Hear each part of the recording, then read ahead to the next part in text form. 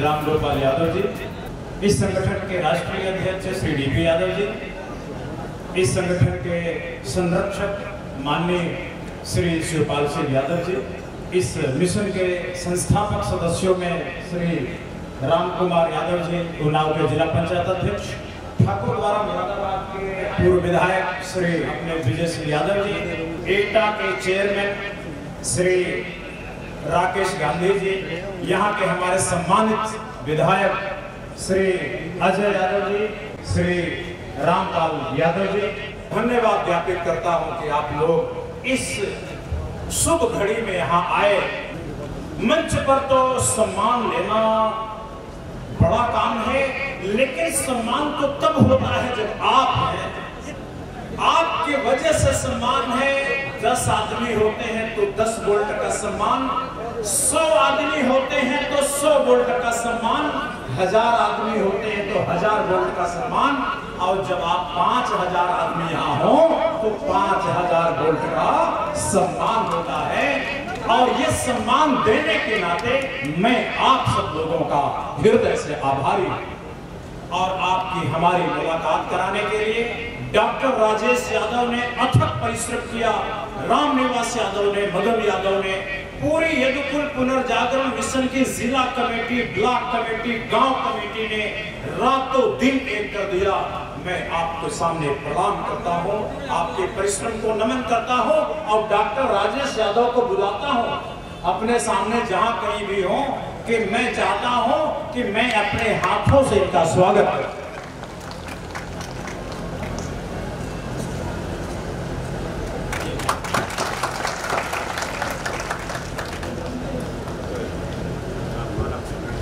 Doctor Rajesh Yadav और उनकी सारी टीम का मैं नमन करता हूं, स्वागत करता हूं, अभिनंदन करता हूं।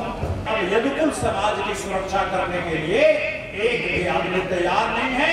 जेल भेजा जा रहा है, उनकी होटलें गिराई जा रही हैं। आज उन पर पूरे दिन आ रहे हैं और खतरों के बादल मंडरा रहे हैं। आज उनकी सुरक्षा के लिए कोई आने को तैयार नहीं है। ढोंग करने वाले बहुत हैं, लेकिन ईमानदारी से खतरा मोल लेकर जेल जाने की तैयारी करके, जेल में रहने की नियत से एक भी यादव तैयार नहीं है। यदुकुल समाज का कोई भी नेता तैयार नहीं है। आप लोगों से मैं पूछता हूं, ये बात जान के आपको अपने नेताओं पर दिल कहता है कि थू, लेकिन मैं आपसे पूछता हूं कि अगर यादव समाज का नेता जब जेल जाता है, उसका मकान गिरता है, उसकी होटल गिरती है, उसके ऊपर बुलडोजर चलाए जाते हैं, फर्जी मुकदमे बना के जेल भेजा जाता है, तो क्या उस यादव की सुरक्षा में आप घर छोड़ करके सड़कों पर आते हो क्या? नहीं आते। अगर आप अपने वकील की सुरक्षा नहीं करेंगे तो वकील भी आपकी सुरक्षा नहीं कर पाएगा। ताली दोनों हाथ से बजती है। गलती आपकी भी है। अगर तुमने एक को जेल भेजा है तो हम तेरे पूरे परिवार को जेल भेजेंगे, पूरे परिवार को जेल भेजेंगे। हम ब्याज के साथ चुकाएंगे, ब्याज के साथ। मेरे भाइयों, हम जेल से डरने वाले नहीं। पंजाब में, हरियाणा में जो आदर्श सरदारों ने पेश किया, जो आदर्श जाटों ने पेश किया, आज यदुकुल समाज को वही आदर्श पेश करना होगा। मेरे मित्रों, वही आदर्श पेश करना होगा। अगर शिवपाल भाई साहब पर कभी आंच आए, अगर डीपी यादव भाई साहब पर कभी आंच आए, अगर रामपाल जी पर कभी आंच आए, फर्जी मुकदमे बनाए जाएंगे, तो भरत गांधी जेल जाने वाला पहला आदमी होगा, पहला व्यक्ति होगा। और समझ लेना, ये लोग बड़े लोग हैं, इनकी इज्जत बहुत बड़ी है, लेकिन भरत गांधी की कोई इज्जत नहीं। क्यों? इस देश में गरीबों की कोई इज्जत होती नहीं, किसानों की कोई इज्जत होती नहीं। इसलिए इज्जत पाने के लिए हर आदमी पैसा लूट मार करने में लगा है, और जो लूट मार करके वो बीजेपी के शिकंजे में फंसता चला जा रहा है। भरत गांधी मुक्त है। इसलिए साहब, भगवान ने मुझे आज के 25 साल पहले तैयार किया था कि कोई दिन आने वाला है बेटा तेरी जरूरत पड़ेगी। इसलिए 25 साल पहले ऊपर वाले ने प्रेरणा दिया कि शादी मत करना, बच्चे मत पैदा करना, घर द्वार मत पैदा करना। उस दिन की तैयारी थी। आज भरत गांधी नहीं डरता। आज मैं घोषणा करता हूं, अगर हमारी एकता होती है, अगर हमारे यादव समाज के किसी भी आदमी पर हमले होते हैं, यहां तक कि अखिलेश यादव पर अगर आंख उठा के कोई देखेगा तो हमसे बुरा होने वाला कोई नहीं होगा। मेरे भाई, आज ये प्रश्न ये है कि हमारा समाज का एक आदमी पिट रहा होता है और हम तालियां बजा रहे होते हैं, अच्छा हो रहा है। मेरे भाई, अगर आग लगी है गांव में और मैं तालियां बजा रहा हूं तो आग पकड़ते पकड़ते मेरे घर तक आने वाली है मेरे मित्रों। इसलिए यदुकुल समाज बना। मैंने तय किया, मैंने लोगों को गांव गांव जाके बोला कि भाई एक हो। उन्होंने कहा कि विश्वात्मा जी, आप लोग तो एक होते नहीं और जनता को कहते हो एक हो जाओ। तब मैं पीपी यादव भाई साहब के पास गया, पूछिए, मैं बदायूं गया, इनकी तलाश में 6 महीने भटका, बदायूं गया और डीपी यादव जी से मुलाकात हुई। मैंने कहा भाई साहब, जब सब बर्बाद हो जाएगा तब एकता बना के क्या? डीपी यादव भाई साहब ने मुझे आश्वासन दिया कि भरत गांधी जी, हम पूरी ताकत से आपके साथ खड़े रहेंगे, समाज के साथ खड़े रहेंगे और लड़ेंगे। ये 6 साल जेल में रह के आ रहे हैं, इनको जेल का अनुभव है। जो जेल गया है उस पर विश्वास करो, और जो जेल नहीं गया है वो आपका नकली नेता है, नकली, वो डरता है। जेल जाने वालों पर भरोसा करना, जो कभी जेल नहीं गए उन नेताओं पर विश्वास करना बंद कर दो, बंद कर दो, एकदम से बंद कर दो। मेरे मित्रों, अब इज्जत उसकी होगी जो जेल जाएगा, और जो जेल नहीं गया उसकी इज्जत नहीं, उसकी बेइज्जती करो। बेइज्जती करो तो समाज बचेगा, अन्यथा अब समाज बचने वाला नहीं है। मेरे भाई, ये जो संगठन बना, ये यदुकुल पुनर्जागरण मिशन, इसकी पहली मांग अहिर रेजिमेंट बनाना। कितने लोग मानते हैं कि अहिर रेजिमेंट बनाना हमारी लड़ाई का मुद्दा होना चाहिए? हाथ उठा के बताएं, होना चाहिए? हाथ नीचे करिए। अहिर रेजिमेंट बनेगा तो लोधी रेजिमेंट का रास्ता खुलेगा। अहिर रेजिमेंट बनेगा तो पूर्वी रेजिमेंट का रास्ता खुलेगा।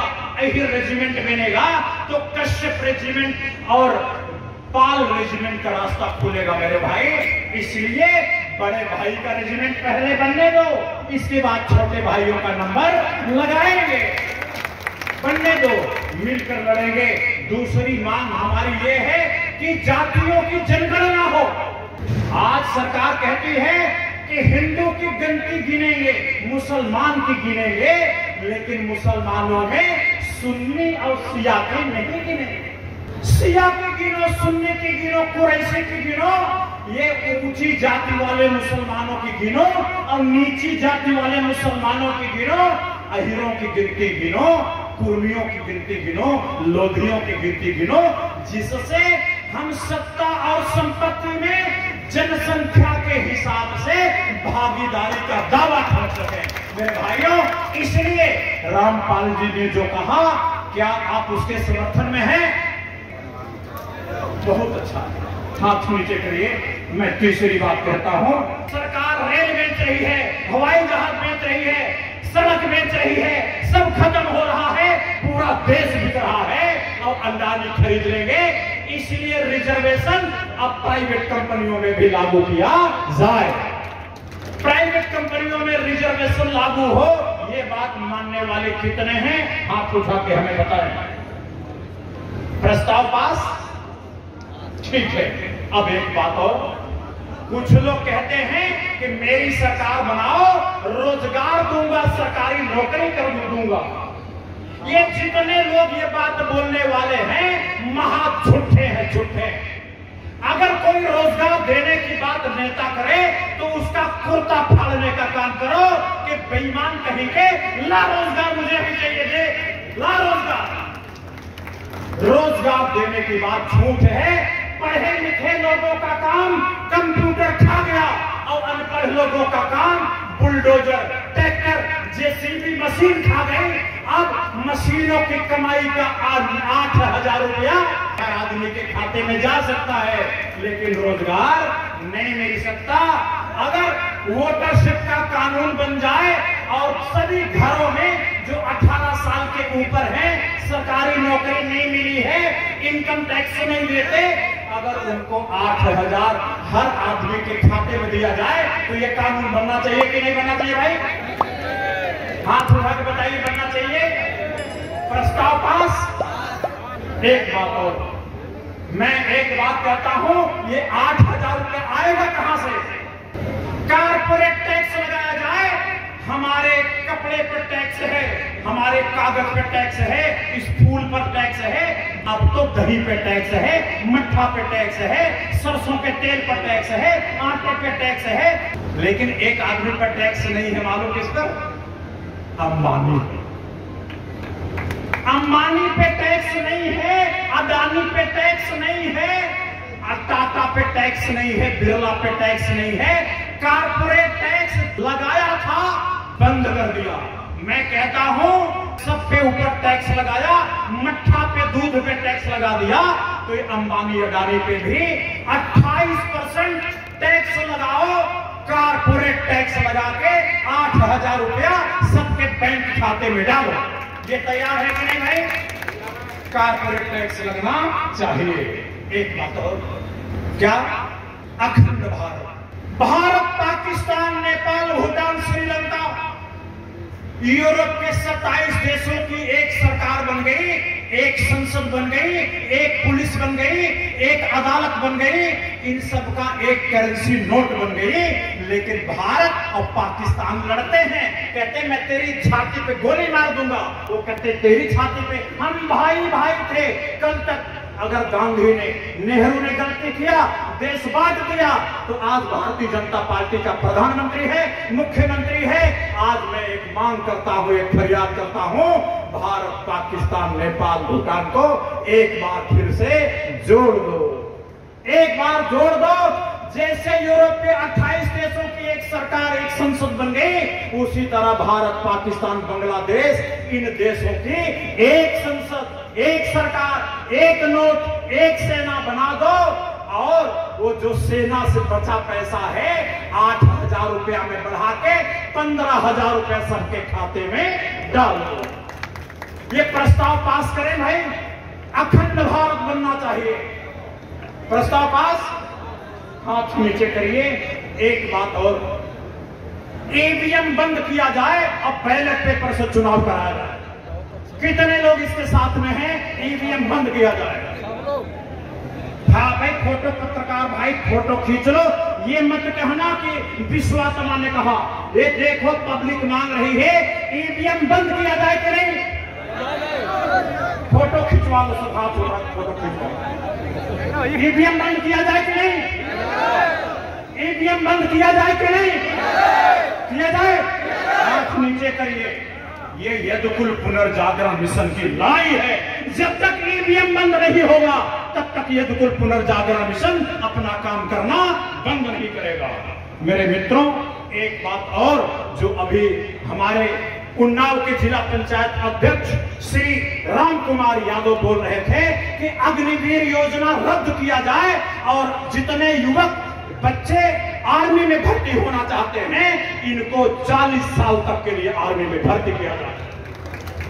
अग्निवीर योजना रद्द किया जाए। ये प्रस्ताव पारित किया जाए कि नहीं? किया जाए।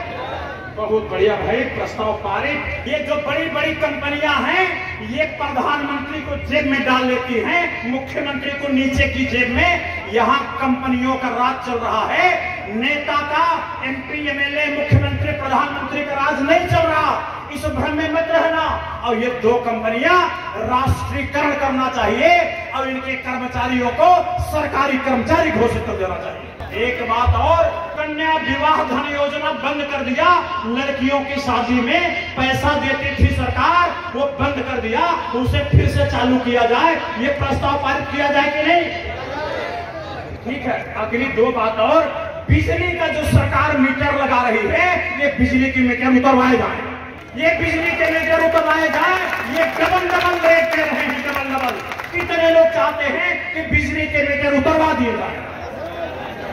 हाथ उठाओ, फोटो खिंचाओ। मीटर उतारा जाए, उतारा जाए। हाथ नीचे करिए। सरकार किसानों को, गरीबों को, मजदूरों को लूट रही है। 10,000 रुपए मिला रहा है।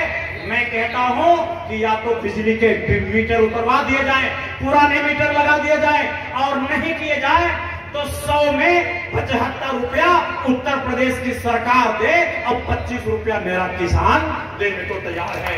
25 रुपया तैयार है कि नहीं? ये तो कुल पुनर्जागरण मिशन की लड़ाई में ये होना चाहिए कि नहीं? प्रस्ताव पास किया जाए। भाई अब एक लास्ट में और, बुलडोजर चलाना बंद किया जाए। जहां देखो यादव तो बुलडोजर चलेगा, और अगर ब्राह्मण होगा तो बुलडोजर मुंह अंदर वैसे कर लेगा जैसे कछुआ कर लेता है, कछुआ। अगर यादव देखता है तो कछुआ मुंह बाहर कर लेता है, और अगर ब्राह्मण देखता है तो अंदर कर लेता है, ठाकुर देखता है तो अंदर कर लेता है। ये चलेगा नहीं। बुलडोजर बंद किया जाए। अगर किसी यादव समाज पर बुलडोजर चला, अगर अखिलेश यादव के मकान पर बुलडोजर चला, तो भरत गांधी उसका विरोध करने वाला पहला आदमी होगा, पहला आदमी होगा। भाइयों तैयार? चौथी बात मैं कहूंगा और लास्ट बात कहूंगा, ये जो फर्जी मुकदमे बनाए जा रहे हैं यादव पर, मुसलमानों पर, ये बंद किया जाए, नहीं तो बहुत बुरा होगा। हमारी भी सरकार आएगी। अगर तुमने एक को जेल भेजा है तो हम तेरे पूरे परिवार को जेल भेजेंगे, पूरे परिवार को जेल भेजेंगे। हम ब्याज के साथ छुपाएंगे, ब्याज के साथ। मेरे भाइयों, हम जेल से डरने वाले नहीं। तेरे सीबीआई, तेरे ईडी, तेरी पुलिस, तुम्हारे किसी को डरने वाले नहीं। हम किसी तरह से मुकाबला करने को तैयार हैं। ये जो 12-13 बात है, ये प्रस्ताव पारित किया जाए कि नहीं किया जाए? हमारे उत्तर प्रदेश की सरकार के एक प्रतिनिधि यहां मौजूद है, उनको ये 13 बात का ज्ञापन दे दें, दे दें। अब हम मुख्यमंत्री और प्रधानमंत्री को ये 13 बातों का एक ज्ञापन लखनऊ और दिल्ली भेज रहे हैं। किसके माध्यम से? भारतीय जनता पार्टी के बड़े नेता श्री शिशुपाल यादव के माध्यम से। ठीक है भाई, ये ज्ञापन ये पुनर्जागरण मिशन ने प्रस्ताव पारित कर जिंदाबाद। एक बात बताइए कि आपको लगता है ये 13 बात मानी जाएंगी कि नहीं? मानी जाएंगी, लेकिन एकता की जरूरत है। अगर एकता होगी तो मानी जाएंगी, अगर एकता नहीं होगी तो मानी नहीं जाएंगी। कल शिवपाल जी मुख्यमंत्री बनेंगे, परसों डीपी यादव मुख्यमंत्री बनेंगे, तब मैं आपको ज्ञापन पकड़ रहा हूँ। आज भाई शिशुपाल यादव जी की सरकार है, तो मैं शिशुपाल यादव जी को ज्ञापन दिया। कल डीपी यादव की सरकार आएगी तो हम इनको ज्ञापन देंगे। इसलिए बहुत खुश मत होइएगा, काम करना पड़ेगा।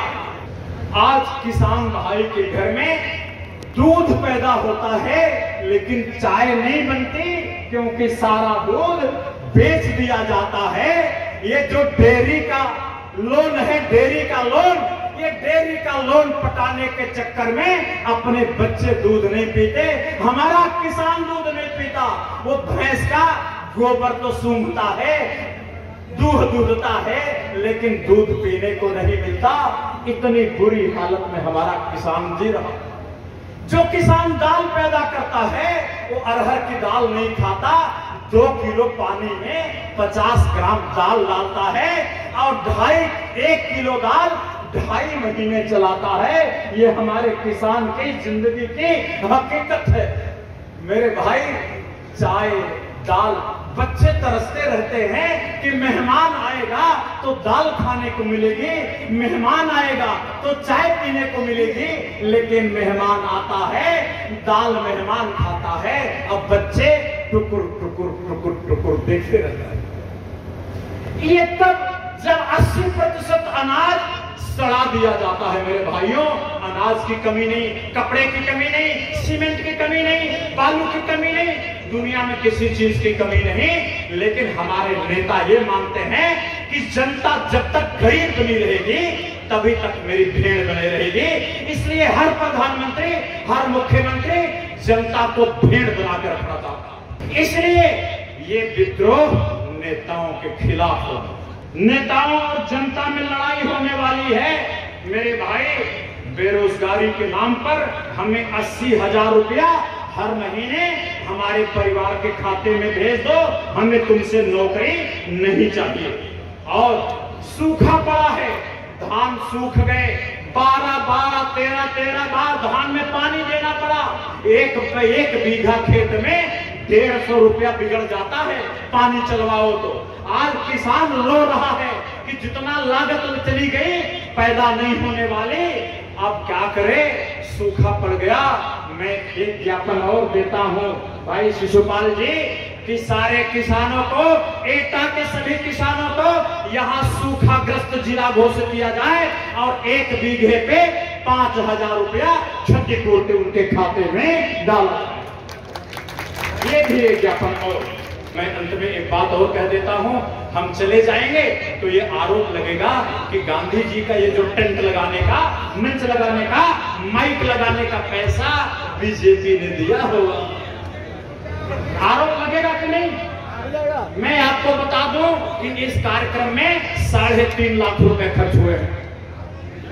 3.5 लाख रुपए खर्चा हुए हैं और ये सारा इंतजाम डॉक्टर राजेश यादव, रामनिवास यादव, मदन यादव ने अपनी जेबों से कुछ लोगों से मांग जांच के किया है।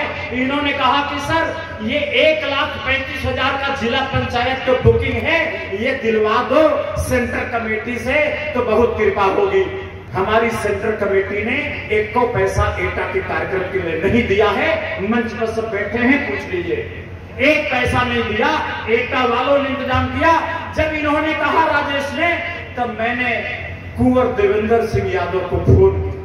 मैंने कुंवर देवेंद्र सिंह को फोन किया कि भगवान ने आपको बड़ी दौलत दी है, 1,35,000 रुपया ये जिला पंचायत की बुकिंग का पैसा दे दो। आपसे हाथ जोड़ता हूँ, विश्वात्मा हाथ जोड़ता है। और कुंवर देवेंद्र सिंह जी ने कहा कि भरत गांधी जी, मैं फूटी कौड़ी नहीं दूंगा। इसलिए मैं बोला कि बीजेपी ने फंडिंग नहीं किया, शिशुपाल जी ने फंडिंग नहीं किया, अजय यादव ने फंडिंग नहीं किया, डीपी यादव ने फंडिंग नहीं किया, शिवपाल यादव ने फंडिंग नहीं किया। अगर लड़ाई लड़नी है तो वकील की फीस चुकाना सीखो। ये वकील हैं, आप क्लाइंट हैं। जब वकील के पास जाइए तो 50 रुपए लेके जाइए। आज 3,000 आदमी यहाँ कम से कम ज्यादा होंगे। 3,000 आदमी 3.5 लाख में भाग दे दे तो 100 रुपया दे दो तो सारा खर्चा पूरा हो जाएगा। अगर आप खर्चा उठाना सीखेंगे तो आपका नेता बिकेगा नहीं, और अगर आप खर्चा नहीं उठाएंगे तो आपका नेता बिकेगा। और ये गलती आपकी होगी, नेता की गलती नहीं होगी। इसलिए आने वाले जमाने में ये संगठन डीपी यादव के पैसा से नहीं चलेगा, ये संगठन शिवपाल यादव के पैसे से नहीं चलेगा। भरत गांधी तो फकीर है, उसका तो अभी बैंक में खाता ही नहीं। मैं तो फकीर हूं, लेकिन झोला उठा के जाऊंगा नहीं, मैं तो डटा रहूंगा। मैं झोला उठा के नहीं जाने वाला, डटा रहूंगा, फकीरी में डटा रहूंगा। मेरे मित्रों, बहुत अच्छा लगा आप आए, हमारी बातें सुने, इतना अच्छा प्रेममय वातावरण। ऐसा लगता हमारा परिवार कब से पिछड़ा आज मिल गया। मेरे दिल को इतनी खुशी हो रही है कि शब्दों में बयां करना मुश्किल है। मैं इन्हीं बातों के साथ अपनी बात का समापन करूंगा। जय एटा, जय उत्तर प्रदेश, जय भारत, जय जगत, जय वोटर, जय यदुकुल मिशन, जय यादव, जय माधव। बहुत बहुत धन्यवाद।